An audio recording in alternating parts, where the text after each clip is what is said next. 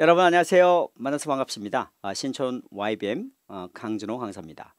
자, 오늘은 2월 10일 토익 시험 대비 특강을 준비했어요. 오늘 저랑 함께 파트 5, 6, 7 함께 총 정리를 한번 하겠습니다. 자, 우리가 파트 5를 공부할 때 우리 공부하는 요령, 방법, 또 파트 6, 7 이렇게 알려드릴 텐데 저의 수업의 가장 큰 장점은 뭐냐면 문법을 가르치지 않습니다. 왜냐면 토익 시험 문제가 여러분 생각하는 것처럼 문법 문제를 많이 내지 않습니다. 우리가 기본적으로요. 독해가 우리가 독해가 54문제죠. 독해가 54문제. 147번에서 200번까지. 파트 6가 우리가 파트 6라고 이름을 지었지만 사실 독해에 해당하는 부분이잖아요. 그게 16문제예요. 그러면 파트 6에서부터 독해까지가 70문제입니다. 그러면 번역을 해야 될 문제가 70개가 있다는 거고요. 파트 5가 30문제인데 우리가 최근에 토익 시험의 경향을 말씀드리면 문법에 해당하는 문제가 5문제에서 7개 정도밖에 되지 않습니다. 그러면 나머지는 다 어휘 문제인데요. 그럼 여러분이 또 이렇게 반론을 제기할 수 있겠죠. 왜냐면 우리가 5문제, 7문제도 문법이 나오지 않습니까? 라고 할 수 있지만 그 5문제, 7문제조차도 우리가 사실 번역을 해서 풀 수 있다는 겁니다. 다시 말하면 토익을 어떻게 하면 빨리 끝냅니까? 라고 물어보면 토익은 머릿속에서 단어다는 생각이 들어야 됩니다. 그래서 우리가 토익을 공부할 때는 문법책을 먼저 공부를 시작하는 게 아니라 토익에 관련된 단어를 다 정리하고 나서 문제를 풀면 토익을 훨씬 빨리 끝냅니다. 그런데 문법을 먼저 시작한 친구들은 토익 문제를 풀다 보면 문제가 안 풀어질 겁니다. 왜 문제가 빨리 안 풀립니까? 왜냐하면 문법에 해당하는 문제는 100문제에서 5개, 7개밖에 되지 않습니다. 나머지 93개, 95개가 여러분이 번역을 해야 되는 문제이기 때문에 시험장에 갔을 때 문제가 빨리 안 풀립니다. 물론 여러분 집에서 문법책을 펴놓고 문법을 풀면 잘 풀리겠죠. 왜냐하면 그거는 그냥 문법 문제이기 때문에 빈칸만 보고 풀 수가 있는 겁니다. 근데 시험은 그 문제가 사실 몇 개 되지 않습니다. 자, 그래서 토익은 가장 중요한 게 뭐냐? 단어라는 겁니다. 자, 오늘 5, 6, 7 여러분 같이 보겠습니다. 파트 5에 공부하는 방법이 있어요. 근데 항상 우리가 시험이다 보니까 가장 중요한 건 또 시간이잖아요. 시간을 정해놓고 풀지 않으면 이게 끝이 없는 거예요. 그래서 항상 시간은 한 10분 정도 시간을 재고 풀고 항상 시간을 재고 문제를 풀면 당연히 우리가 채점은 해야 되겠죠. 우리 채점은 하시고요. 그 다음에 문제를 풀고 나서는 당연히 리뷰를 해야 됩니다. 리뷰를 하는 방법은 이렇게 3가지 이렇게 적어놨었죠. 우리가 첫 번째 번역을 하는데 항상 습관이 중요합니다. 항상 의역을 하지 마시고 의역을 하면 선택지가 2개고 혼동이 됩니다. 항상 직역으로. 두 번째는 이해. 왜 정답일까? 왜 이건 안 될까? 왜 이건 오답일까? 이해를 하시고. 세 번째는 그 문제와 관련된 단어를 정리하는 게 토익 공부하는 방법입니다. 간혹 학생들이 처음에 공부할 때 저는 10분 안에 문제를 풀기 너무 어려워요. 당연하죠. 처음에는 문제가 안 풀리죠. 하다못해 여러분 다른 어떤 게임을 하거나 다른 놀이를 하거나 무언가를 배우더라도 오늘 바로 되는 건 없습니다. 이 토익 문제도요. 여러분들 이게 5 문제 30문제를 10분 안에 풀기 위해서는 적어도 파트 5, 6를 10개 이상 풀어야 되는 겁니다. 10개 이상 풀고 리뷰가 됐을 때 10분 안에 시간이 나오지 처음부터 10분이 나오는 학생은 그렇게 많지는 않습니다. 자, 그 다음에 파트 5 문제를 잠깐 보시면 왜 우리가 토익이 어려울까? 왜 문제가 빨리 안 풀릴까? 이런 고민을 해보셨어요. 왜 그러냐면 우리가 공부를 할 때는요. 출제자의 마인드를 알아야 됩니다. 출제자는 어떤 생각을 가지고 문제를 만들까? 토익은 출제자가 왜 이런 문제를 만들까? 그 이유가 여러분 알면 토익이 쉬워집니다. 자, 출제자는 기본적으로 사람의 심리를 잘 이용합니다. 여러분의 심리, 여러분의 마음의 상태를 잘 이용한다는 말입니다. 다시 말하면 여러분이 무슨 생각을 하고 있는지 다 압니다. 그러니까 출제자는 여러분을 좀 속이고 싶습니다. 그러면 어떻게 속이냐? 토익 출제자 머릿속에는 이게 있습니다. 너를 좀 혼동시키고 싶어.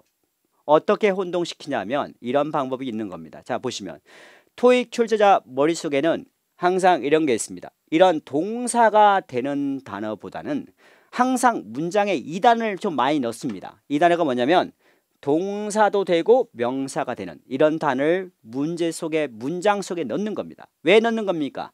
이런 동사도 되고 명사가 되는 이런 단어를 넣으면 여러분이 문장을 끊기가 좀 어렵거든요. 왜? 이게 동사 같아서. 이게 동사처럼 보이고 이게 동사처럼 보이거든요. 문장에 이런 단어를 이렇게 넣음으로써 토익 공부하는 학생들이 어디가 주어지? 아, 여기서 끊어야 되나? parking 여길까? 이거 동사일까? 여기 혼동되게끔 만들고 싶다 보니까 이런 파트 5를 문제를 풀면 이 출제자 머릿속에서는 이 문장에서 나 이런 단어를 많이 넣을 거야. 어떤 단어를 넣냐? 아, 동사와 명사가 되는 단어가 많습니다. 다시 말하면 여기 문장을 여기 보시면 키포인트를 보시면 동사가 되는 단어 receive라든가 improve 이런 단어는 문장에 잘 안 보입니다. 토익 시험 문장 실제 시험에서는 보시면 항상 이런 단어 동사와 명사 동사일 때 요청하다 명사일 때 요구사항들 동사일 때 증가하다 명사일 때 증가 이런 단어를 넣어야지만 여러분이 문장에서 끊기가 어렵고 번역에서 어려움이 생기는 걸 알고 있다는 겁니다. 항상 시험 문제 풀 때는 이런 단어들이 문장 속에 있다라고 생각하시고 좀 공부를 하시면 좋지 않을까 싶습니다. 사실 이건 뭐냐? 이건 단어의 문제입니다. 자, 우리가 먼저 이 pass라는 단어가 동사할 때는 통과하는 겁니다. 근데 우리가 명사할 때는 우리가 등산로 할 때도 우리 pass라고 그러고요. 또 티켓을 말하는 겁니다. 여기는 명사로 쓰였겠죠. 주차 티켓 이런 건 번역을 해야지 알 수 있는 겁니다. 주차 티켓을 위한 리퀘스트가 여기는 동사가 아니죠. 명사죠. 요구사항들 이런 명사죠. 요구사항들은 이쪽으로 번역을 직역을 하라는 건 뭐냐면 정확하게 번역하는 겁니다. to Seoul, 서울을 향해서라고 하잖아요. 어느 방향을 말하는 겁니다. 그러니까 주차 티켓을 위한 요구사항들은 어디로 보안 사무실 쪽으로 제출돼야 됩니다. 이렇게 번역하는 겁니다. 제출되는 거니까 수동태잖아요. 수동태는 be 플러스 pp라고 하면 되겠죠. 여러분 C번 되겠죠. 자, 우리가 보면요. 요구사항들에서 주어 동사 수동태니까 이거는 안 되고요. 이건 동사가 안 되고요. 찍어둔 C 아니면 D번 되겠죠. 그런데 수동태잖아요. 수동태니까 이걸 D번을 틀려면 이걸 지우고 ED를 붙여야 되겠죠. D번을 틀려면 ED 수동태. C번은 수동태니까 정답이고.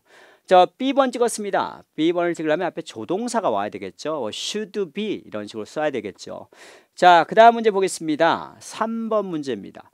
토익에서 좀 잘 내는 문제가 뭐 이런 단어입니다. 뭐냐면 이 접속사가 여기 이렇게 있잖아요. 있으면 접속사라는 것은 두 문장을 연결해 주는 거죠. 그래서 이 접속사 앞에 주어동사, 이 접속사 뒤에 주어동사가 나오는 겁니다. 근데 빈칸은 이제 이 접속사기 때문에 여기가 주어고요. 주어고 여기를 이렇게 수식해 주는 거잖아요. 이렇게 수식을 하는 거고 여기가 동사가 와야 된단 말이에요. 동사를 찾는 건데 일단 보니까 A, B, C, D 다 동사는 돼요. 근데 기본적으로 주어 동사의 수의 일치는 안 되잖아요. 일단 A번은 수의 일치가 안 되니까 안 되고요. 그 다음에 B, C, D 되잖아요. 그런데 이렇게 문법을 적용하려고 해도 안 풀린단 말이에요. 실제 시험도. 결국에는 번역을 해봐야 돼요. 그래서 번역하면 모임이 시작할 것입니다. 하자마자 CEO가 도착하자마자 CEO는 아직 도착을 안 했단 말이에요. 도착을 하는 건 미래란 말이에요. 여기 미래를 써야 될 것 같지만 영어에서는 시간을 나타내는 단어 있잖아요. when 시간이나 우리 조건 있잖아요. 조건 if 이런 단어가 있으면 영어는 미래 대신 현재 시제를 써요. 현재 시제를 찾으면 정답 몇 번이에요? B번 되는 거예요. 그런데 여러분 영어라고 생각하지 말고 우리 국어도 마찬가지예요. 우리 국어도 말이죠. 예를 들면 시간을 말하거나 조건을 말하면 현재 시제를 써요. 여기로 오면 나한테 연락 줘. 이렇게 말하면 여기로 오면 나한테 연락 줘. 친구한테 이런 말을 한다고 생각해 보세요. 여기로 오면 나한테 연락 줘. 사실 연락을 하는 거나 여기로 오는 건 사실 미래지만 우리가 미래로 말을 안 하거든요. 현재처럼 말하잖아요. 야, 갈 때 말해줘. 사실 가는 건 미래지만 지금처럼 말하잖아요. 그러니까 우리말 꼭 영어라서 그런 게 아니라 우리 국어도 시간이나 조건이 들어가면 미래를 안 쓰고 현재를 쓴다라는 거예요. 그러니까 국어하고 영어가 같은 점이 많죠. 자, 보겠습니다. 시간, 조건 이런 거 여기 적어놨죠. 문장에서는 미래 대신 현재를 사용한다. 자, 그 다음 문제 보시면요. 토익에서 좀 잘 등장하는 세 번째 문제입니다. 선택지를 보면요. 이게 형용사란 말이에요. 그러면 이거는 명사 같아요. 이건 부사 같고요. 그러면 질문을 하는 겁니다. 영어에서. 그러면 이 단어는 뭡니까? 라고 물어보잖아요. ing는. 여러분이 영어 사전에서 이렇게 ing 치면 이 ing가 나옵니까? 안 나옵니다. 영어 사전에서 치면 뜨지 않습니까? 인터넷에서 이 단어를 치면 서치 창에다가 치면 나오지가 않는다는 거예요. 왜냐하면 이 단어는 품사가 아니라는 겁니다. 형용사나 명사나 부사가 아닌 다른 거라는 거예요. 그럼 뭘까요? 그럼 현재 분사일까요? 현재 분사는 이미 형용사니까 이미 여기 있단 말이에요. 형용사가. 그럼 이거 현재 분사가 아니라는 거예요. 그럼 뭘까요? ing 붙은 거. 동명사라는 거예요.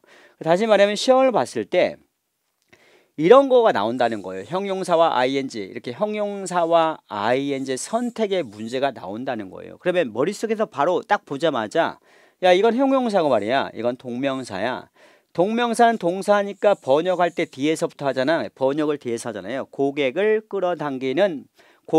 끌어당김으로써 하잖아요. 그러니까 동명사라는 거예요. 이걸 보자마자 이거는 형용사라고 하는 거고 이건 동명사 뒤에 뭐 데드라인을 연장하는 거 글을 쓰면 데드라인 이렇게 쓴다는 겁니다. 뒤에 이렇게 목적어가 온다는 거죠. 데드라인을 연장하는 거 이건 동명사. C번은 우리가 연장이라 말도 있고요. 토익에서 내선번호. D번은 광범위하게 이런 뜻입니다. 부사 되겠죠. 자, 그래서 여기는 명사를 꾸며주는 형용사라는 겁니다. 광범위한 네트워크를 빌드는 구축하기 위해서 이런 식으로 번역하면 되겠죠. 자, 그 다음에 넘겨서 다음 페이지 보겠습니다. 8번. 8번은 토익에 잘 냅니다. 이건 토익은 참 이런 문제를 참 좋아하는데 이게 뭐냐면 이게 접속사냐 접속부사냐 이 전치사 이렇게 구별하는 걸 좀 물어봐요. 예를 들면 이건 접속사라고 그래요. 글을 쓸 때 뭐 이런 식의 문장 구조를 가지는 걸 접속사라 그래요. 이것도 접속사라 그러고 이것도 접속사라 그래요. 그런데 여기서 봤을 때 이 before 이 단어는 접속사도 되고 전치사도 된다 이거예요. 그럼 봤을 때 여기까지만 딱 보면 여러분 이건 풀리잖아요. 아 여기는 이 문장 여기까지 보니까 여기까지는 주어 동사가 없잖아. 그러면 전치사가 필요하겠다. 전치사 찾는 거구나. 되잖아요. 전치사가 C번입니다. 근데 우리 이 단어를 좀 조심해야 될 게 여기다 정의를 좀 해놨어요. 여기 정의를 해놨는데 접속사도 되고 전치사도 된다 이런 겁니다. 그런 단어가 before, after, 그다음에 until, as, since 이렇게 있잖아요. 접속사도 되고 전사도 된다 이런 겁니다. 그래서 정답은 C번인데 A번과 B번과 D번은 접속사니까 주어 동사, 컴마 주어 동사 이런 형태를 쓴다는 거고요. 자, 우리가 세 가지 구별해놨잖아요. 이거는 시험에 잘 냅니다. 이거는 정리를 해야 돼요. 딱 단어를 봤을 때 이거 접속사는 if, 예를 들면 if 주어 동사, 컴마 주어 동사. 접속 부사는 뒤에 컴마를 찍는 걸 말해요. however, 컴마 주어 동사. 전사는 뒤에 ing를 명사를 쓰는 걸 말합니다. 그 다음에 9번 보겠습니다. 자, 토익은요. 시험을 딱 보잖아요. 보면요. 어떤 문제를 틀릴 것 같아요? 여러분 한번 채점을 해보죠. 채점을 해보면 다 어휘와 관련된 문제입니다. 단어 문제입니다. 두 번째는 단어를 알았지만은 이게 번역이 안 돼서 틀리는 겁니다. 근데 그 우리나라 학생은 어떻게 공부를 합니까? 문법을 하고 있습니다. 그러다 보니까 시험장에서는 근데 여러분 다음에 토익 시험 보면 느끼는 게 있을 거예요. 아 내가 시험 보기 전에는 이렇게 문법 공부를 많이 했는데 막상 시험장 가보면 야 문법이 없네? 이런 느낌을 받을 겁니다. 왜? 토익이 변화되고 있다는 거 여러분이 인지를 해야 됩니다. 자 보겠습니다. Mr. Park 이 사람은요. National 그다음에 International Award 이 상을 탔습니다. 번역을 다 하라는 겁니다. 이게 또 최근에 시험에 나왔잖아요. 뭐뭐로 인해서 뜻이잖아요. 뭐뭐로 인해서 그가 연구와 라이팅으로 인해서 이러한 상을 탔습니다. 이런 거죠. 어떠한 상이냐 이거죠. A번 뜻이 뭡니까? 이 가격 앞에 쓰는 겁니다. 적당한 prices 가격 앞에 쓰는 거고 A단은 뒤에 전치사 of을 씁니다. of을 써서 무엇을 포함하는 뜻이고요. C번은 considerable 상당한 상당한 뜻이고요. D번은 많은 뜻이잖아요. 정답은 많은 상을 받았습니다. 라고 하면 되잖아요. 이건 상당한 증가 increase 앞에 쓰는 거고요. 그 다음에 무엇을 포함하는 이걸 가격 앞에 저렴한 가격, 적당한 가격 앞에 쓰는 겁니다. 단어를 외울 때요.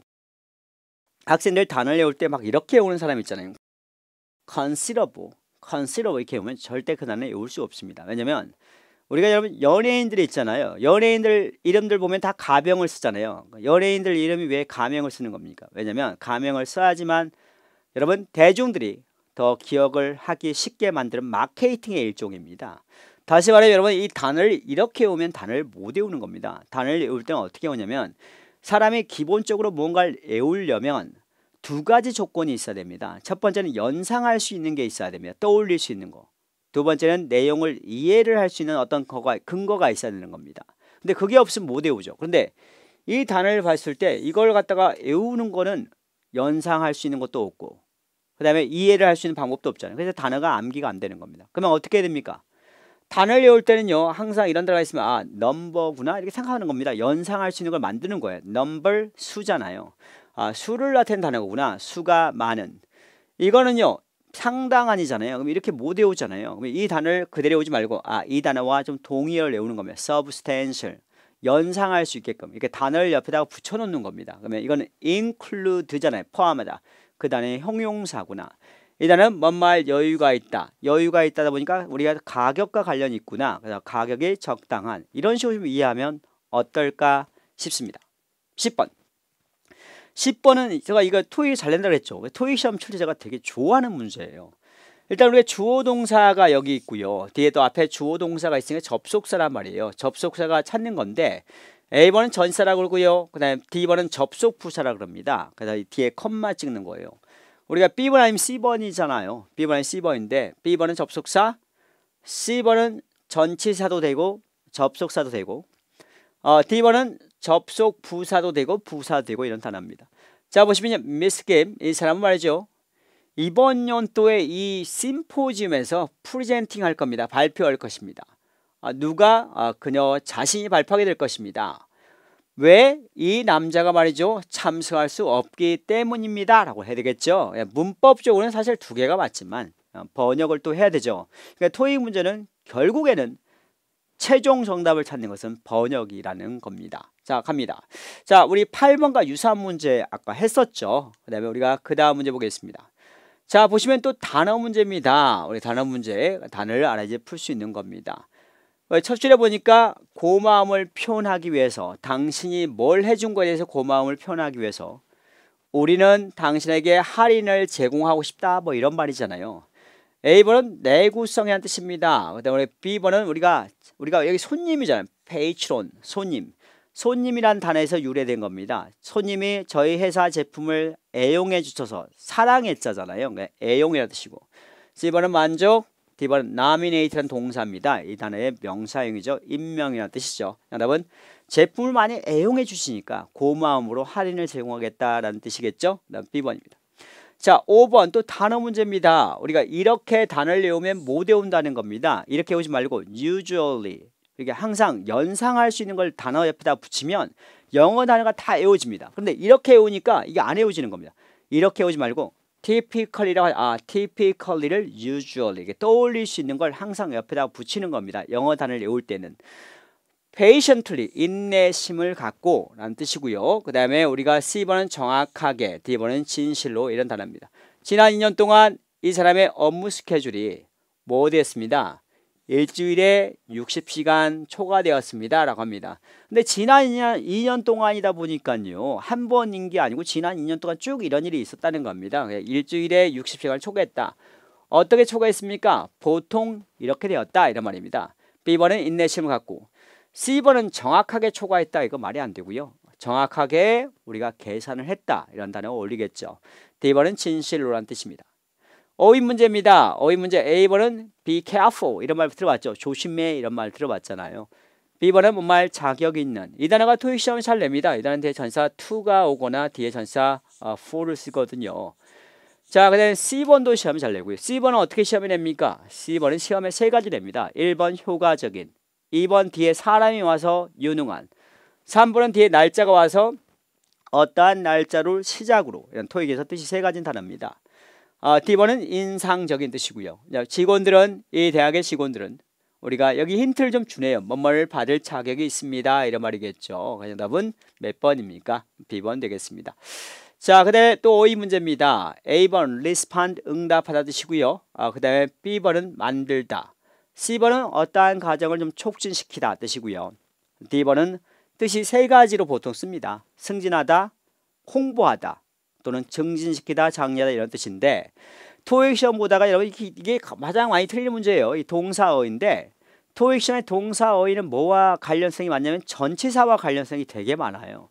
그러니까 다시 말하면 A번도 말이 되는 것 같고 이 C번도 말이 되는 것 같으면 머릿속에서 토익 문제는 말이야. 이런 문제를 이렇게 내더라. A번도 되고 C번도 이렇게 말이 되면 둘 중에 하나는 전사가 붙는다. 출제자가 그렇게 문제를 내더라. 이걸 알고 있으면 편한 겁니다. A번 respond to라고 해야 되잖아요. A번이 함정이라는 겁니다. 정답은 C번 되겠죠. 자, 여기까지가 우리가 파트 5입니다. 여러분한테 요구하는 거가 하나 있습니다. 공부하는 방법을 좀 바꿔라. 문법 책 들고 여러분 투부정사 나오면 투부정사 찍고 ing 나오면 ing 찍고 그러면 여러분 시험을 못 봅니다. 왜냐하면 그런 문제는 몇 개 나오지도 않습니다. 빈칸 보고 찍는 문제는 몇 개 나오지가 않습니다. 사실 토익 문제는 여러분에게 요구하는 건 뭐냐면 단어와 우리가 단어를 통해서 정확하게 번역하는 걸 요구합니다. 근데 토익 공부를 그게 아니라 마치 빈칸 보고 번역 안 하고 찍을 수 있는 것처럼 홍보를 해서도 안 되고 여러분이 토익 문제를 풀 때도 그렇게 연습을 하다 보면 사실 다음에 토익 공부하는 기간이 엄청 늘어납니다. 왜냐하면 뒤에 파트 6도 번역을 해야 되고 파트 7도 번역을 해야 되는데 파트 5만 자꾸 계속 문법 공부해야 되면 문법 문제가 5개, 7개만 하다 보면 나머지 93개를 할 수가 없는 겁니다. 토익 공부는 어떤 학생이 결국엔 시험 잘 보냐면요. 독해를 잘하는 학생들이 토익을 빨리 끝냅니다. 자, 오늘 사실 우리가 파트 6라는 것은 여러분 공부할 때 우리 좀 방법이 좀 있어요. 우리가 5는 어떤 식으로 시험 문제를 잘 낸다고 그랬죠? 왜냐면 단어가 동사도 되고 명사가 되는 이런 단어가 문장 속에 되게 많아요. 출제자가 그런 의도로 냅니다. 그런데 파트 6는 뭐냐면 이 빈칸만 보고 풀었을 때 오답을 나오게끔 만듭니다. 빈칸만 딱 보고 풀면 나 시간 없어요. 빈칸만 보고 풀래요. 그러면 A번도 되는데요. B도 되는데요. 이렇게 문제를 내다 보니까 약간 좀 시간이 없어서 촉박한 학생들은 바로 찍어버리거든요. 빈칸 보고. 그러면 틀릴 수 있는 문제가 많습니다. 그래서 항상 파트 6는 빈칸 중에서 항상 이게 힌트를 찾아야 됩니다. 힌트를 찾아서 연습을 해야 된다고 되어 있잖아요. 자, 문제 푸는 방법이 있습니다. 우리가 빈칸만 보고 풀면 오답이 나온다고 했고요. 리뷰는 파트 5와 좀 비슷합니다. 6도 문제를 풀고 번역 이해 단어 정리로 공부한다라고 되어 있습니다. 예를 들면요. 여기만 보고 말이죠. 여기만 보고 나는 당신에게 대리를 뭐 하기 위해서 글씁니다. 당신에게 B. 조언을 해주기 위해서 C. inform 알려주기 위해서 조언하는 거 되잖아요. 정답 B 찍었습니다. 이렇게 찍을 수 있다는 거예요. 근데 정답은 C잖아요. 이게 뭐냐면 이 출제자 머릿속에는 뭐가 있냐면 너 빈칸만 보고 풀어봐. 그러면 출제자가 이런 생각을 가지고 있어요. 나는 함정을 그렇게 만들 거거든. 그러니까 빈칸 보고 문제를 풀면 오답이 나오기 때문에 항상 빈칸이 아니라 뒤에 이 내용이 있잖아요. 이런 내용이 조언을 해주는 내용인지 이런 사항이 있어서 알려주는 내용인지 여러분이 읽어봐야 되는 알 수 있다는 겁니다. 그리고 글을 읽을 때는 항상 정확히 나는 당신에게 무엇을 하기 위해서 글을 씁니다. 당신의 계좌에 overdue 되었습니다. 이 단어를 모르면 사전에서 한번 찾아보는 겁니다. overdue. 계좌에서 돈이 나가지 않았습니다. 지불해야 될 돈이 있잖아요. 이게 due가 뜻이 뭡니까? 지불해야 되는 뜻입니다. 지불을 해야 되는데 over 넘어섰다는 겁니다. 그러니까 다시 말하면 매달 계좌 이체를 해서 돈이 나가는데 그 기간이 계좌에서 나가는 기간에서 돈이 나가지 않았다. 그래서 그 시간이 넘어섰다. 그래서 overdue라고 하는 겁니다. 그러니까 이런 식으로 단어를 외워가면 이런 단어가 암기가 되는 거예요. 자, 보시면 파트 6는 조심해야 될 거가 말씀드린 것처럼 빈칸만 보고 풀지 말고요. 항상 근거를 찾아서 정답을 찾으시기 바랍니다. 자, 그 다음에요. 보시면 133번, 134번 이런 식으로 여러분 좀 풀어보시고요. 자, 파트 7 가겠습니다. 파트 7은요. 공부를 어떻게 해야 됩니까? 이렇게 물어보는 학생들이 되게 많습니다. 파트 7은 조심해야 될 게 학생들이요.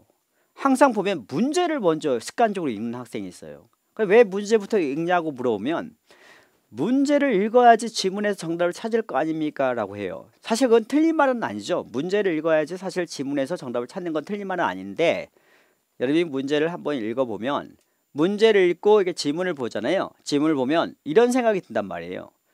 문제가 내가 아까 읽은 문제가 뭐였지? 이럴 거란 말이에요. 왜냐면 지문의 내용이 짧은 것도 아니고 지문의 내용이 길다 보니까 이 지문을 읽다 보면 문제가 뭐였지? 이런단 말이에요. 다시 말하면 문제를 먼저 읽는 게 크게 도움이 안 된다는 거죠. 사실 지문을 먼저 보는 게 좋다는 겁니다.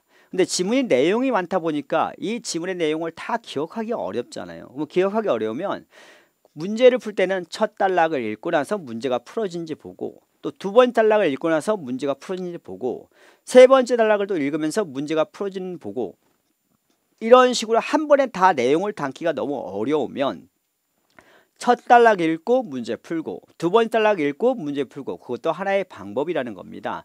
물론 좀 실력이 되는 친구들은 다 한 번에 읽고 내용을 요약해서 문제를 푸는 것도 방법이겠지만, 그게 좀 부담스러우면 단락부터 하나씩 끊고 문제를 풀어라 이겁니다. 자, 근데 지문 읽을 때는요, 모든 내용을 기억할 필요 없다. 그래, 주제는 기억하자는 겁니다. 지문 마지막 줄을 읽고 나서 문제를 바로 풀기보다는 간단하게 내용을 요약하고 문제를 풀자 이겁니다. 그런데 파트 7도요, 여러분 조심을 해야 될 게 있습니다. 그게 뭐냐면요, 이게 먼저 지문을 이렇게 하나 읽는 Thank you for 뭐뭐에 대해서 감사합니다. 나에게 이 강의를 수행하도록 요청해 주셔서 감사합니다. 이게 있잖아요. 근데 중요한 건 뭐냐면, 이 문제가 여기 딸린 문제가 153번, 154번 이렇게 문제가 있는데, 그냥 글을 읽고 나서는 정답을 찾으러 갈 때 단지 이럴 것 같다 해서 정답이 C야 이러지 말고요, 지문에서 몇 번째 줄에 이게 근거가 돼서 154번의 정답이 몇 번입니다. 이 지문에서 몇 번째 줄에 근거가 돼서 정답이 몇 번입니다. 이렇게 근거를 찾아서 정답을 가야지, 유추를 하거나 상상을 해버리면 그럴 것 같다, 지문에 없는 내용을 가지고 하다 보면 오답이 많습니다. 근데 사실 공부를 좀 하다 보면 처음 공부할 때는요, 토익 처음을 공부할 때는 이중 지문이나 삼중 지문이 어렵다고 느낄 거예요. 그런데 공부를 좀 많이 한 친구들은요, 다음에 깨닫는 게 하나가 있습니다. 그게 뭐냐면 지문 하나짜리가 더 어렵습니다. 사실 토익 독해 지문은요, 지문 2개짜리가 있고 3개짜리가 있잖아요. 2개짜리는 사실 좀 하다 보면 익숙해지기 좀 쉽습니다. 사실 2개짜리 지문이 제일 쉬워요. 그 다음에 3개짜리 지문이고요. 사실 공부를 좀 많이 한 친구들은요, 우리가 뭐가 어렵냐면 RCS는 지문 하나짜리, LCS는 파트 2가 어려워합니다.